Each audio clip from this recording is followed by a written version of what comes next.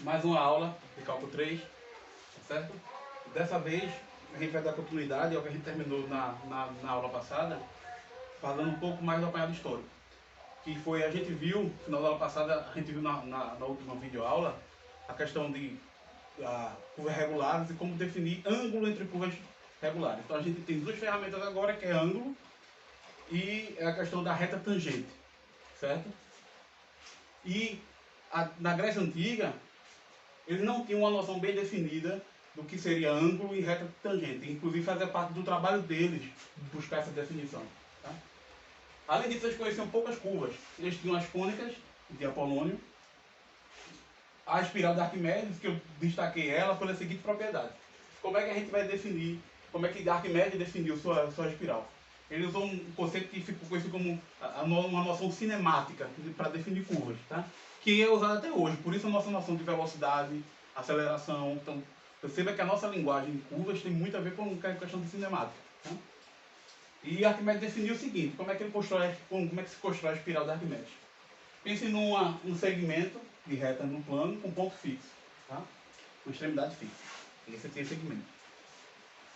Você vai fazer com que esse segmento gire com uma velocidade constante, velocidade angular constante. E enquanto ela está girando essa velocidade constante, você vai pensar como se fosse o movimento que a partícula faz sobre o segmento, também com velocidade constante v. Então você tem o segmento girando com uma velocidade constante θ e uma partícula sobre o segmento se movendo com uma velocidade constante v. E vai olhar para a trajetória que essa partícula vai fazer. Tá? Então esse tipo de construção vai ser bastante comum, foi bastante comum na matemática. Tá? Outras curvas que eu quis destacar: a quadratriz, conchoide, cissoide e a hipópede. Tá? Então essas curvas aqui, pesquisem e veja como elas são construídas. Veja a noção geométrica. Tá? E isso era o tipo de pensamento grego, antigamente, tinha muito da noção geométrica. Então quando se trabalhava, em geral, com questão de medida, com lado, estava se pensando não apenas na representação daqui de um segmento, como também, por exemplo, grandezas físicas. Estava se pensando em questão de tempo, espaço, volume, entendeu? Então, o tipo de pensamento, a maneira de se pensar era bastante geométrica, por causa da questão de o nosso pensamento é natural, é uma coisa evolutiva. Então, ele dependeu das condições naturais do ambiente, do ser humano. E uma das coisas mais simples de observação são as propriedades geométricas. Tá bom? É natural que o pensamento tivesse forte influência do pensamento geométrico, tá? Pensamento usual. E a gente vai dar um pulo aqui para Euclides, no seu livro Elementos. Esse livro é um dos livros que teve mais edições publicadas, tá? Só perde para a Bíblia. Tá? É considerado o livro didático mais bem sucedido da história. Certo? O livro didático foi mais bem divulgado na história. Então, nesse livro, ele definiu reta tangente a uma circunferência. Tá? Na verdade, aqui está dizendo que ele definiu uma reta tangente a circunferência como sendo uma reta que toca a circunferência em um único ponto. Para ser mais preciso, não é que ele usou de fato e disse que reta tangente a circunferência é aquela reta. Existiam propriedades que se esperavam dentro dessa reta, que eles queriam que fosse o que a gente chama hoje de reta tangente. Existiam certas propriedades que, no caso da circunferência, ele mostrou que coincidia com exigir que a reta só tocasse a circunferência em um único ponto. Tá bom? Então, um bom exercício para vocês provar que ele estava certo. Ou seja, usando a nossa definição de curvas parametrizadas, você vai parametrizar a circunferência, por exemplo, pode parametrizar desse jeito, e vai olhar para a reta tangente a ela e vai mostrar que, de fato, a reta tangente que só intersecta a circunferência em um único ponto, tá? E qualquer outra reta que passe por esse ponto vai intersectar a circunferência em dois pontos, tá bom? Para simplificar, vocês vão usar a simetria da circunferência. Então, pode supor que ela está centrada na origem, daí essa parametrização. E não só isso, você pode supor também que o ponto é esse ponto aqui de cima. E aí vai ficar mais simples as equações. Né? É um exemplo. Então, o exercício é esse. Você vai verificar que a noção de equilíbrio era boa. Ou seja, que de fato, no caso da circunferência, a reta tangente coincide com sendo a reta que toca a circunferência em um único ponto. No caso, o ponto de tangência. Tá bom? E a gente vai dar um salto. Tá? Nesse salto aqui, as ferramentas, até meados do século XVI, foi basicamente a evolução das ferramentas que se tinha até agora.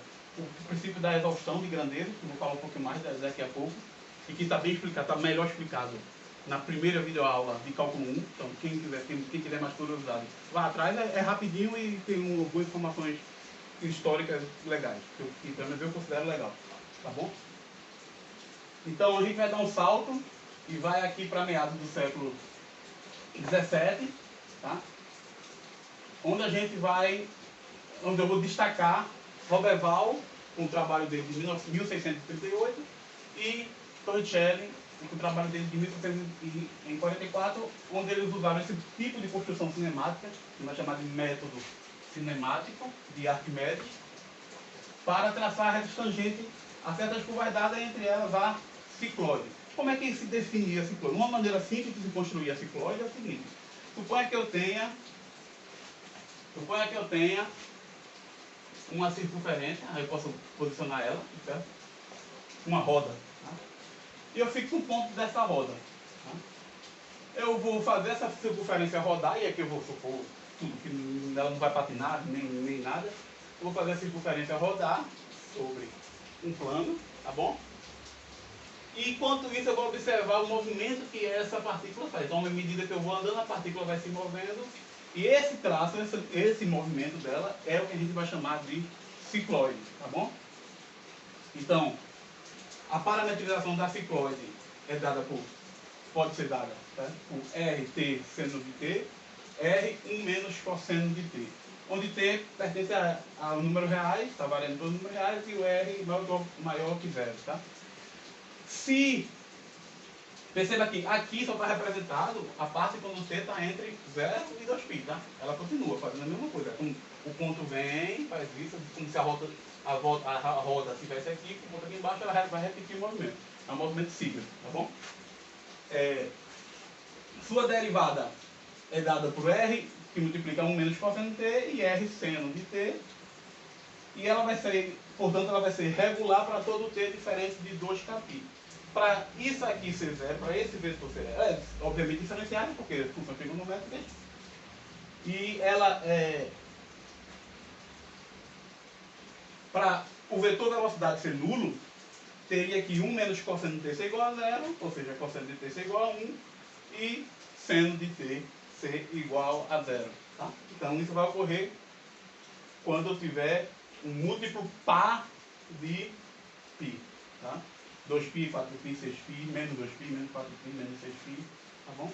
Então aqui a gente escreve como sendo t, ele vai ser regular, ou seja, o vetor vai ser diferente de zero, para todo t diferente de 2π, onde k está variando os números inteiros, tá bom? A segunda derivada, o vetor aceleração, alfa do arnis de t, vai ser dado por r seno de t, r cosseno de t. Perceba que a norma do vetor aceleração é igual a R, constante. Tá? Ou seja, a gente vai ter a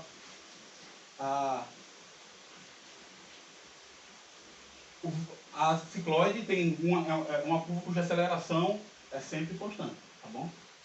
E nunca vai zerar, esse vetor de aceleração sempre vai existir, tá bom? Quando a gente olha o produto interno de alfa' de t com alfa duas linhas de t, vai dar R seno de t. Então isso vai me dizer que tirando os pontos onde a curva não é regular, ou seja, onde esse vetor velocidade vai ser nulo, que aí é claro que o vetor nulo é ortogonal com todo mundo, inclusive com ele mesmo, aliás é o único vetor que tem essa propriedade. Tirando esses valores, a curva vai ser, perceba que o vetor velocidade vai ser ortogonal ao vetor alfa duas linhas quando o t for um múltiplo ímpar de π. Por exemplo, quando t for igual a... Sim, aqui é πr. Eu estou... Só para corrigir isso aqui, πr. Não, aqui tá certo, é π, tá certo. Desculpe. Quando t for múltiplo ímpar de π. Tá certo. O π é da distância. Tá bom? Então, como é que vai ficar, por exemplo, nesse desenho, esses vetores aqui, por exemplo, na posição quando t for igual a π, quando k for igual a zero aqui. A gente vai ter que o vetor velocidade, quando t for π, aqui vai dar menos 1, com menos 1 dá 1, com 1 dá 2, 2r, e aqui vai dar 0. Então a gente vai ter 2r, 0. Quando eu penso nele, obviamente, aplicado no ponto em questão, tá certo? Esse vai ser o alfa, linha, de π aqui, de π, tá certo? Alfa, linha de π. E quando eu olho para o vetor alfa duas linhas, eu vou ter 0 menos r. Então, ele vai estar nessa direção aqui. Com metade do tamanho, vou chamar, se eu conseguir. 0 menos r. Alfa duas linhas de π. Aqui π é por causa da distância, não é parametrização não. Então, essa curva não está parametrizada, não é uma função não. Está parametrizada pela função não, tá? Então aqui é π mesmo. Enquanto aqui é a distância que ele percorreu. Aqui é o comprimento total da circunferência. Então você perceba que a cicloide tem um comprimento maior do que o comprimento da circunferência. Tá? Mas maior quanto? Como é que a gente vai estipular esse comprimento? Tá bom? E é isso que a gente vai ver daqui a pouquinho. Tá bom? Então, inclusive quando, só antes de continuar a questão de comprimento, esse trabalho, isso aqui foi primeiramente publicado por Torricelli, tá bom? O que Roberval publicou tinha a ver apenas com a parametrização da esfera, e Torricelli publicou a retificação, ou seja, o comprimento da esfera, não, desculpe, da cicloide, tá? Publicou o comprimento. E inclusive foi acusado de plágio por Roberval, porque também Roberval tinha achado o comprimento da cicloide, mas não tinha publicado também. Depois que ele tomou conhecimento do trabalho de Torricelli, ele inclusive acusou ele de plágio, tá? Mas parece que não houve plágio de fato, tá bom? Então a gente vai lá para outra parte do quadro, onde a gente vai falar um pouco mais da questão de comprimento. Então, continuando, uma pergunta que se faz é qual é o comprimento, por exemplo, do arco da cicloide com t variando entre 0 e 2π? Ou ainda, dada uma curva, é possível determinar um método, existe um método que pode ser usado para determinar o comprimento de uma curva? Até meados do século XVII, isso não se acreditava ser possível. Curvas simples ainda não tinham sido retificadas. Tá? Retificar uma curva é justamente encontrar o segmento que tem o mesmo tamanho daquela curva, ou seja, determinar o comprimento. E acreditava-se que, de forma geral, não era possível determinar a retificação de uma curva dada qualquer. Ainda até o final desse século, ainda não foi possível, não havia sido possível retificar, por exemplo, hipérbole e elipse. Curva simples, tá bom?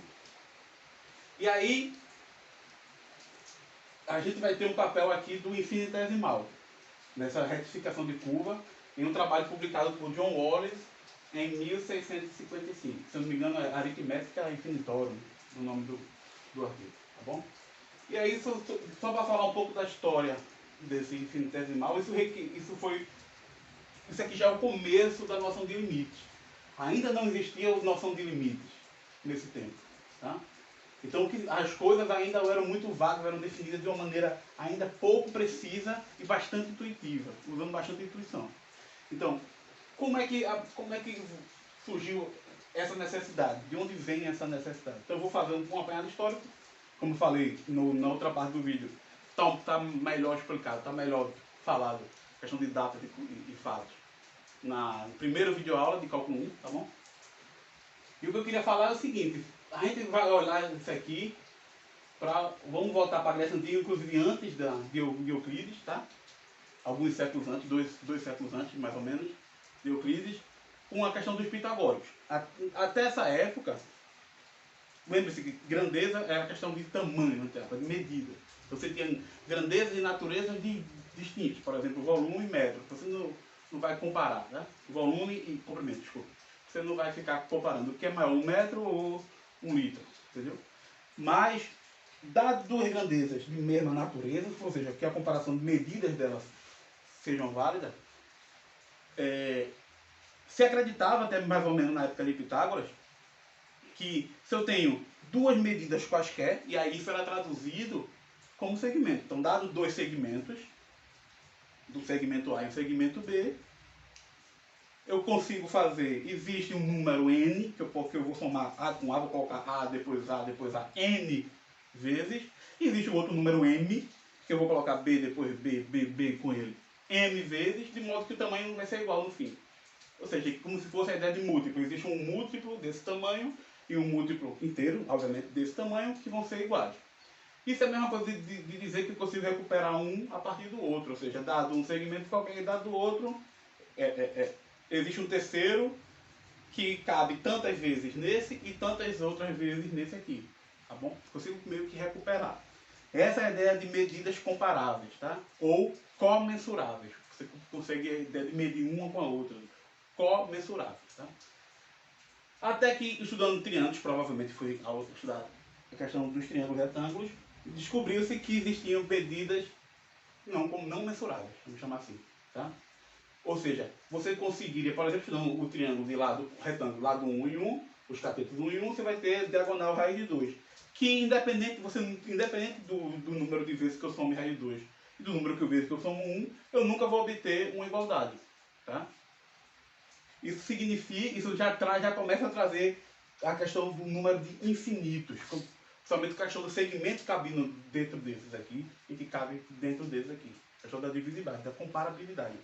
E essa noção de infinito trazia problemas com o pensamento lógico dedutivo daquela época. Tá certo? Principalmente por causa da herança aristotélica, que refutava a questão do infinito, porque tudo era finito, tinha a ideia de mundo perfeito dele, com a Terra no centro, e finitude em geral. A infinitude tinha quase a ver quase uma noção mística e divina. Tá? Então, por exemplo, a gente vê esse tipo de conflito do pensamento nos paradoxos de Zenão. Tá? Vamos olhar para o paradoxo da dicotomia. Suponha que eu tenha um homem que quer andar um certo espaço. Tá? Vamos chamar isso de Aquiles. Tá? Então ele quer andar uma certa distância L. Tá? Para ele andar essa certa distância L, ele vai gastar um certo tempo. Tá? Mas para andar essa distância L, ele vai ter que andar a metade, L sobre 2. E ele vai gastar um certo T1 aqui. Depois vai ter que andar a metade do que falta. E aí ele vai ter gasto um certo tempo T2. Depois vai ter que andar a metade do que falta. E a metade do que falta é etc. Tá? E aí, o que Zenão estava pensando era na da questão de eu poder dividir o tempo e o espaço, em geral, de forma geral, uma grandeza, de forma infinita. Em outras palavras, será que existe um menor elemento de tempo, uma menor unidade de tempo, ou eu posso considerar o tempo sendo dividido infinitamente? A mesma coisa com o espaço. Se ele puder, por exemplo, dividir o tempo e o espaço infinitamente, ou seja, eu posso considerar sempre essa questão de metade, metade da metade, etc. O que é que ocorreria? Ocorreria que, independentemente do quanto ele andasse metade, metade, metade, iria faltar um espacinho, uma distância a ser percorrida entre Zenão e o objeto em questão, e o objetivo em questão. Tá? E para percorrer essa distância que ainda faltava, ainda ia requerer uma distância muito pequena de tempo, mas que na prática existiria e ele nunca alcançaria. E isso representava um conflito. Tá? Zenão também desenvolveu um paradoxo que tratava de suponha que existe uma quantidade mínima, ou seja, uma unidade mínima de tempo, uma unidade mínima de espaço que você possa percorrer. Isso também causa conflito. E o que Zenão percebeu foi que a maneira deles pensarem, a maneira de eles compreenderem o mundo, tinha conflito com a maneira deles compreender o que era o movimento. Então, ou a maneira deles de compreender o mundo, de pensar o mundo, tinha problemas, ou a questão do movimento, do que eles entendiam que era o movimento, tinha problemas. Tá? Depois de Zenão veio Eudoxo. E o que Enoch percebeu foi um princípio que depois veio a ser chamado de princípio de exaustão, que é o seguinte: suponha que eu tenho uma medida qualquer, de uma certa grandeza, certo? Uma grandeza qualquer, e que dela eu tire uma quantidade não menor do que sua metade. Aí eu vou pegar o que sobra e vou tirar uma quantidade não menor do que sua metade. Eu vou pegar o que sobra e vou tirar uma quantidade não menor do que sua metade. Ao fazer isso indefinidamente, aí perceba que eu não vou usar um infinitamente. Ele não usava esse nome porque era questão de... Ele não, o infinito para ele, vamos chamar assim, era aquilo que podia ser feito sempre. Por exemplo, o que era uma reta para ele. É uma coisa, é um segmento que eu posso alongar tanto quanto eu queira. Tá? Eu não vou ter um limite. Eu posso alongar indefinidamente. Aqui é a mesma coisa. Esse infinito, ele pensou como sendo... É um processo que eu posso repetir ele quantas vezes eu quiser. Eu posso de forma indefinida. Pois bem, se eu fizer isso de forma indefinida, o que vai sobrar é de natureza, é de uma grandeza de natureza que não pode ser medida pelaquela régua, vamos chamar assim. Do ponto de vista daquela grandeza original e das outras medidas relativas a ele, por exemplo, a metade, etc. Isso que sobra é incomensurável, é irrelevante. É imensurável, na verdade, comensurável não, é imensurável. É como se a régua que consegue medir isso não percebe isso aqui. Isso aqui, daquele ponto de vista, é... Como é? Desprezível, tá bom? A própria correta é essa, a ideia de ser desprezível, tá? Nesse sentido. E aí, fazendo isso, por exemplo, isso já resolvia de graça o paradoxo de Zenon, porque o que sobrava ia ser uma medida desprezível. Então, de fato, o movimento era completo, você conseguiu o seu objetivo. E por incrível que pareça, essa maneira de pensar o mundo, de que isso que sobra de fato é desprezível, ou seja, pode ser desconsiderado, é a que melhor explica a realidade. É a que se mostrou mais adequada para explicar a realidade. Tá? Pois bem, Arquimedes, ele melhorou o método de Zenon, desenvolveu um pouco mais o método de Zenon, inclusive usando as leis de alavancas dele para balancear áreas e linhas. Tá? Ele fez isso. O que é desenvolver esse método? Né? É melhorar o que seria essa redução. Esse método de tirar ou de colocar pedaços pequenos para construir um grande. Não é sempre que eu retirando, a maneira que eu vou retirando do pacote influencia no que vai sobrar no final. Tá? Então, o que Arquimedes fez foi um método, inclusive o nome do livro era o método, tá? O nome do papiro que ele escreveu era o método. E esse método de Arquimedes, o método arquimediano, foi desenvolvido, mas foi essencialmente o que foi usado para calcular volumes e áreas de certas regiões até metade do século XVII. Ele foi traduzido por latim em 1500 e na metade de 1500, ou seja, metade do século XVI. Metade de 1500 não, é 1550 e pouco, metade do século XVI. Tá?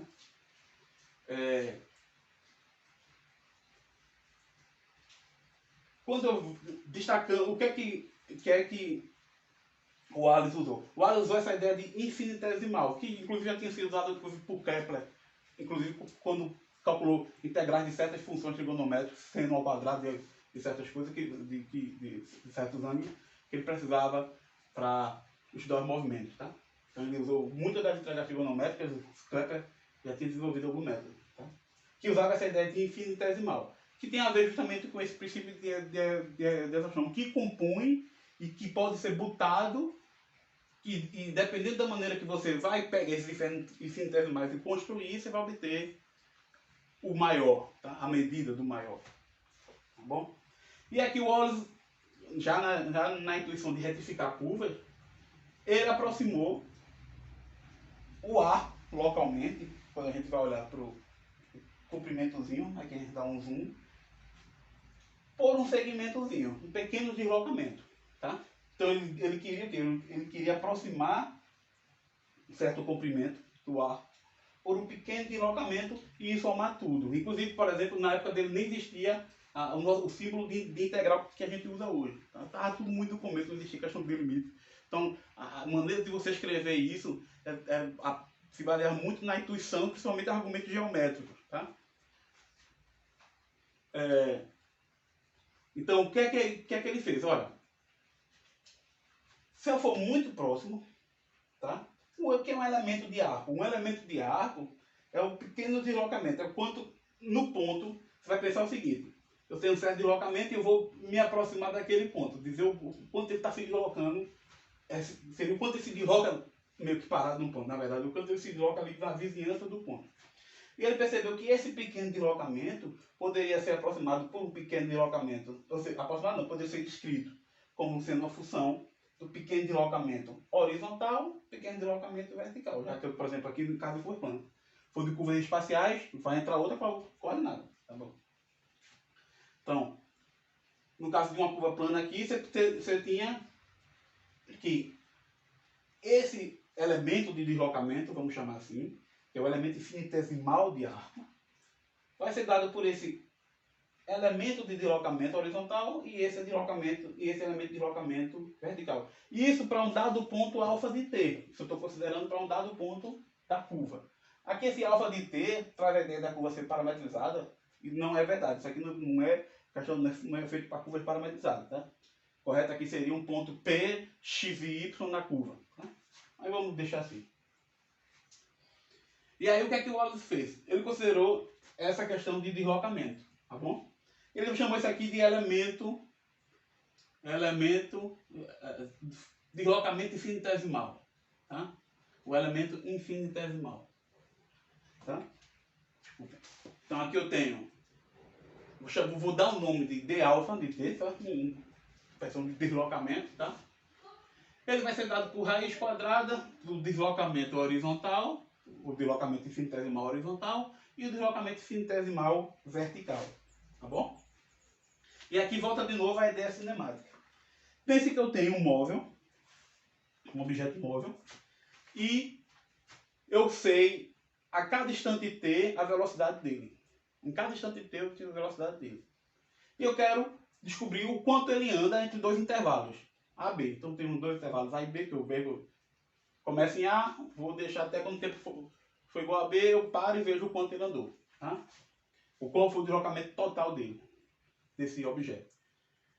Então eu tenho uma velocidade V, e para um instante t, o que é que vai ser o deslocamento? Perceba assim, se eu tenho uma velocidade constante por um certo tempo, eu tenho que o deslocamento é a divisão da velocidade, desculpa, é o produto da velocidade pelo tempo. Esse é o deslocamento. Tá? Se eu tenho velocidade constante em um dado intervalo, como é que eu descubro a distância que ele andou? Eu pego a velocidade e multiplico pelo tempo. Tá bom? Mas, quando a velocidade não é constante, a gente faz isso tomando uma espécie que hoje é o limite. A gente vai pegando comprimentos bem pequenos, já na vizinhança do ponto, já próximo ao ponto. Tá? E aí o que é que eu vou ter aqui? Se eu sei a velocidade instantânea nesse ponto, que já é por si só um limite, né? Se eu sei a velocidade instantânea nesse ponto, basta considerar o elemento de tempo. E a minha velocidade e o meu deslocamento total vai ser essas somas sobre todos os elementos de tempo dessa velocidade. Velocidade vezes o elemento de tempo. Tá bom? Em outras palavras, o deslocamento total é integral de A até B, de V de T dt, que é essencialmente o teorema fundamental do cálculo. Tá bom? Então, no caso de uma curva regular, como é que isso se transforma? No caso de uma curva regular, a gente vai ter que o alfa de t, parametrado por x de t, y de t, e aqui de novo vou considerar a curva no plano, tá? E t está variando em um intervalo AB, certo? Então, curva regular, lembre-se, tem sempre uma reta tangente bem definida pelo vetor velocidade. Em particular, o vetor velocidade nunca é nulo, tá bom? Então, o que vem a ser o deslocamento horizontal? O quanto é essa variação aqui? Esse deslocamento horizontal, se eu sei que essa curva é regular, ela vai ter sua derivada, que é a sua velocidade instantânea, vamos chamar assim, velocidade naquele ponto, inclusive naquela direção, no caso. Então, o seu deslocamento infinitesimal é dado pela velocidade vezes o elemento de tempo. Analogamente, seu deslocamento vertical é sua velocidade, no caso do parâmetro da vertical, a função que diz como ela vai se mover na vertical, vezes o deslocamento de tempo. Usando a fórmula, o elemento de arco vai ser então a raiz quadrada, x' de t ao quadrado, y' de t ao quadrado, dt. Tá? Então perceba que o elemento de arco é exatamente a norma do alfa' de t vezes o elemento de tempo. Isso aqui é uma coisa infinitesimal, é um elemento de arco. Tá? Estou pegando uma coisa finita vezes um parâmetro infinitesimal, que não tem comprimento por si, não é desprezível na régua, no caso aqui, do tempo, né? Na régua da distância. Mas dependendo da maneira que eu vou somando ele, que eu vou encaixando ele passa a ocupar espaço, vamos chamar assim. Tá? E esse vai ser o elemento infinitesimal de arco, tá? Em T. E aí com isso a definição, quando eu quero o comprimento total, é eu somar todos esses elementos infinitesimal que eu tenho. Tá? Que no caso aqui vai ser a soma, quando o T varia de A até B, do elemento infinitesimal de A. Tá? É claro? Então a gente vai ver alguns exemplos sobre, inclusive alguns exemplos com contexto histórico, do cálculo de comprimento de curva. Tá bom?